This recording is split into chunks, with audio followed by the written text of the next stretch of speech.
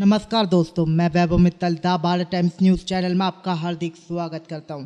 दोस्तों, आज मैं बुलंदशहर पहुंचा हूं चुनावी महागठबंधन के बीच, जहां पर हमारे साथ हैं डॉक्टर विक्रांत जावला जी। सर नमस्ते। नमस्कार। नमस्कार। और दिलनवाज खान जी। नमस्कार जी।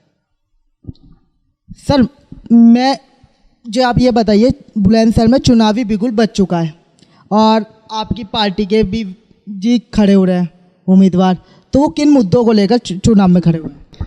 देखिए, समाजवादी पार्टी और राष्ट्रीय लोकदल गठबंधन से श्री प्रवीण कुमार जी मैदान में हैं और मुद्दा बिल्कुल साफ है। आज अगर आप देश के हालात देखें तो किसानों के खिलाफ हो गई है भारतीय जनता पार्टी की सरकार, युवाओं के खिलाफ हो गई है भारतीय जनता पार्टी की सरकार। 2 करोड़ नहीं, वो लाखों में भी रोजगार नहीं दे पा रहे हैं। व्यापारियों के खिलाफ हो गई है। मुझे नहीं लगता जीएसटी आज तक प्रधानमंत्री या उनकी टीम में किसी को समझ में आया है और हर समय झूठ बोलते रहते हैं लोग। मैं कल जेपी नड्डा जी को सुन रहा था, राष्ट्रीय अध्यक्ष हैं पार्टी के, तो मुझे बड़ा अजीब लगा। आज तक पर इंटरव्यू चल रहा था, अंजना ओम कश्यप और उनकी सहपाठी इंटरव्यू ले रही थी, तो उनसे पूछा गया कि भाई आप क्या करेंगे, एजुकेशन के लिए आप क्या करेंगे। वो अपने कॉलेज में घूम रहे थे, पटना कॉलेज है उनका, तो उन्होंने कहा ये कॉलेज जैसा था उससे भी खराब कर गए लालू प्रसाद यादव।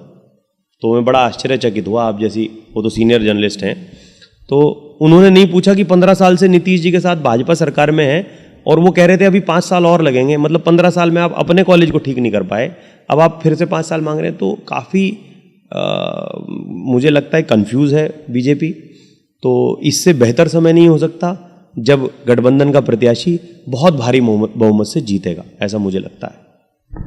सर, बसपा के यूनुस जी भी चुनावी मैदान में उतरे हैं और उनका दावा है कि बसपा इस बार पूरी बहुमत से सरकार ले जाएगी, उस पर आप क्या कहेंगे? देखिए, मेरा मानना है जो बीएसपी का फुल फॉर्म है, जो पहले था बहन जी संपत्ति बनाओ पार्टी और अब हो गया है बहन जी संपत्ति बचाओ पार्टी। बीएसपी जो है वो सही मायनों में बीजेपी की बी टीम है और बी टीम इस चुनाव में ए टीम के साथ मिलकर चुनाव लड़ रही है और बुलंदशहर की जनता भली भांति जानती है बीएसपी की बी टीम को। पूरी किसान बिरादरी का और सब समाज का वोट गठबंधन के उम्मीदवार श्री प्रवीण कुमार सिंह जी को मिल रहा है और भारी मतों से वो चुनाव जीतेंगे। सर, जैसे कि आपके साथ किसानों का बहुत बड़ा वो बैठता है और इस बार नीतीश उसमें चुनाव में उतरा और उन्होंने अपने नाम के आगे। देखिए, खाली किसान पुत्र लगा लेने से या योगी जी के स्वर्गीय चौधरी चरण सिंह जी के नाम पर जिंदाबाद बोलने से वो किसान पुत्र नहीं हो जाएंगे। किसान पुत्र बनने के लिए किसानों के लिए ज़मीन से जुड़ के काम करना होता है। चौधरी चरण सिंह जी ने किसानों को किसान बनाने का काम किया, वरना वो तो मजदूर थे। चौधरी अजीत सिंह जी ने मिलें लगवाई, किसान को सच में आत्मनिर्भर बनाने का काम किया। नरेंद्र मोदी जी तो जब से आए हैं वो किसानों की आय दुगनी करने की बात करते हैं। मैं बुलंदशहर के गाँवों में गया, मुझे किसान भाइयों ने बताया कि जो धान 3600 रुपये बिकता था वो अब 1600 से 1800 रुपये बिकता है। आप जाइए, आप तो पत्रकार हैं, खोज करिए, आप तो घूम रहे हैं, तो आप खोज करिए क्या किसान की आय आधी हुई है या किसान की आय दुगनी है। तो मुझे लगता है कि किसान भी झूठ समझ गया है। जो किसान भाई हैं उनकी धर्मपत्नियां समझ गई हैं कि रसोई गैस का जो दाम था वो 350 था जब मनमोहन सिंह जी थे, आज वो 650 से ऊपर हो गया है। तो आपने महंगाई भी दुगनी कर दी। आप महंगाई के मुद्दे पे सरकार में आए थे। भ्रष्टाचार, आज कहीं भी सरकारी ऑफिस में आप जाइए, पोस्टिंग्स हो रही हैं, तैनाती हो रही हैं, सरकारी लोग नाम ना बताने की शर्त पे बता रहे हैं कि भाई बहुत भ्रष्टाचार हो गया है। आप जो लोग ठेका लेते हैं, ठेकेदार लोग हैं, उनसे पूछिए कि सरकारी लोगों को वो कितनी रिश्वत देते हैं जब उन्हें ठेका मिलता है। तो भ्रष्टाचार के नाम पे भारतीय जनता पार्टी आई थी, भ्रष्टाचार बढ़ गया, महंगाई बढ़ गई। तो मुझे नहीं लगता अब जनता समझ चुकी है, जनता को बिल्कुल क्लियर है कि आज समाज को तोड़ने का काम भी भारतीय जनता पार्टी ने किया। भाईचारा कहाँ चला गया हमारा। मैं गांव में था अभी, तो उस गांव में बच्चों ने मुझे बताया कि वो जो भी भारतीय जनता पार्टी का कैंडिडेट आता है वो ये तो नहीं बताता कि क्या करेंगे बुलंदशहर के लिए, सदर सीट के लिए वो क्या करेंगे। वो ये जरूर बताता है कि मुस्लिमों से सावधान रहने की जरूरत है। वो नफरत फैलाने की बात जरूर करता है। वो ये नहीं बताता कि मैं स्टूडेंट्स के लिए क्या करूँगा। आप अमर उजाला अखबार पढ़िए 2 दिन पहले का, तो वहाँ स्टूडेंट्स की राय आई है कि कैसा विधायक चाहिए उन्हें सदर के लिए। तो वो कहते हैं हमें एक ऐसा विधायक चाहिए जो समाज में समरसता लाए, जो युवाओं की बात करता हो, जो उनके भविष्य को अच्छा बनाने की बात करता हो, यूनिवर्सिटी कोई लगे चले, नौकरियां आए, रोजगार आए, वैसी बात करता हो। तो आप खुद देखिए कि गठबंधन का जो प्रत्याशी है वो कितने स्ट्रांग है एजुकेशन को लेकर, युवा रोजगार को लेकर। तो मुझे लगता है कि बिल्कुल एक तरफा इलेक्शन है और कहीं भी कोई मैदान में नहीं है। जो अभी विधायक जी ने बताया कि जो बसपा के प्रत्याशी हैं उनका जो यहाँ पर वोट बैंक था, वो वोट बैंक उनके साथ इसलिए नहीं रहेगा कि उन्होंने गलत समय पे गलत निर्णय लिया है। अगर आप देखेंगे जो पृष्ठभूमि भी रही परिवार की, उसमें भी कहीं ना कहीं अगर नुकसान हुआ है उनको, वो नुकसान भी इसी वजह से हुआ है कि वो लोगों के साथ नहीं खड़े रहे। उन्होंने समाज में समरसता फैलाने का काम किया ही नहीं है। तो प्रवीण कुमार सिंह भारी मतों से जीतेंगे, क्योंकि हर तरीके से पार्टी के हिसाब से और व्यक्तित्व के हिसाब से वो सब प्रत्याशियों से 21 प्रत्याशी हैं। सर, भाजपा सरकार ने जैसे राम मंदिर बनाने का दावा किया था और वो पूरा भी हो गया है, क्या इससे भाजपा को थोड़ा फायदा पहुंच सकता है? देखिए, मेन ये बात है कि किसान बिरादरी जो है, जो किसान बिरादरी है, इससे भाजपा को क्या फ़ायदा पहुंचेगा? मुझे ये बता दीजिए, क्या फ़ायदा पहुंचेगा इससे? भाजपा को क्या फ़ायदा पहुंचेगा? राम जी में की तो हर एक लोगों में आस्था है, तो उसमें क्या फ़ायदा पहुंचेगा भाजपा को? यहाँ पे तो मुद्दों का चुनाव हो रहा है।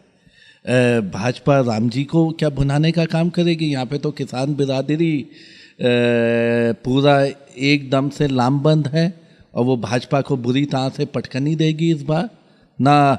देखिए, मेन चीज़ ये है, गन्ना किसानों का भुगतान नहीं हुआ और किसान ये योगी जी ने वादा किया था कि हम भुगतान करवाएंगे, कहीं 14 दिन में कहीं भुगतान हुआ। फिर आदरणीय प्रधानमंत्री जी ने वादा किया कि भाई हम भुगतान करवाएंगे। पिछले 1 साल से किसान वादे ही सुनता आ रहा है, लेकिन बेचारे किसानों का तो भुगतान ही नहीं हुआ।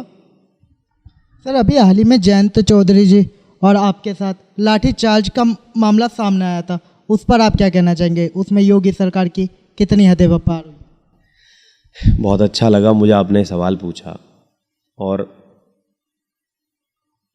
मैं ये कहना चाहता हूँ कि आपकी भी बहन होगी, मेरी भी छोटी बिटिया है 6 साल की, तो एक पिता होने के नाते मुझे बुरा लगा कि बिटिया के साथ ऐसा हुआ हाथरस में। माननीय जयंत चौधरी सिंह वहाँ क्यों जाना चाहते थे? वो इसलिए जाना चाहते थे कि भाई परिवार का दुख बांटेंगे। मुझे नहीं लगता कि वो वहाँ जाके कोई अव्यवस्था पैदा करने वाले थे, या हम लोग वहाँ कोई अव्यवस्था पैदा करने वाले थे। बाद में भी हमने परिवार को सांत्वना ही दी, लाठियाँ खाई, उसके बाद गए, परिवार को सांत्वना दी। अगर आप वो बाइट भी देखें, उन्होंने नहीं कहा कि भाई बहुत गलत हो गया या कार्यकर्ताओं को भड़काने का कोई बयान नहीं दिया उन्होंने। पिटने के बाद भी लाठियाँ खाई, चुपचाप परिवार से मिले, चले गए। तो लोकतंत्र की हत्या की है योगी जी ने।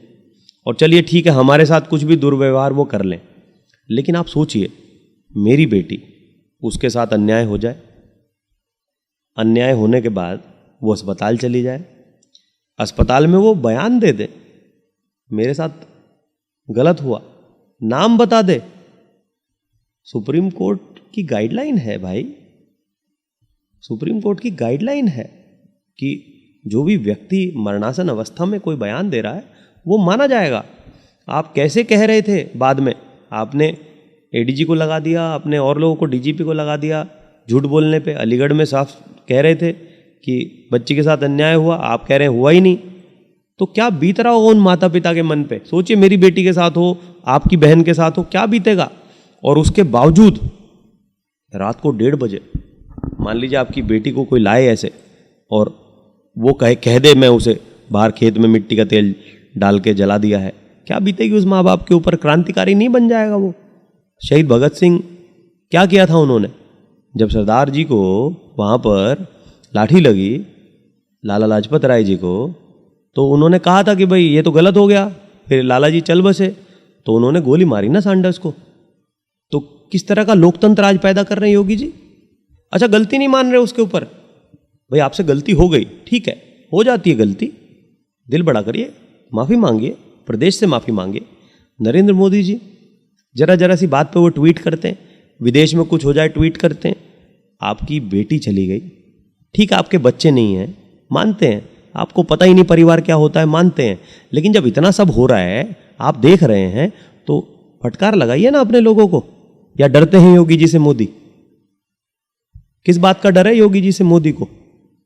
तो इसीलिए बुलंदशहर जवाब देगा। धन्यवाद दोस्तों।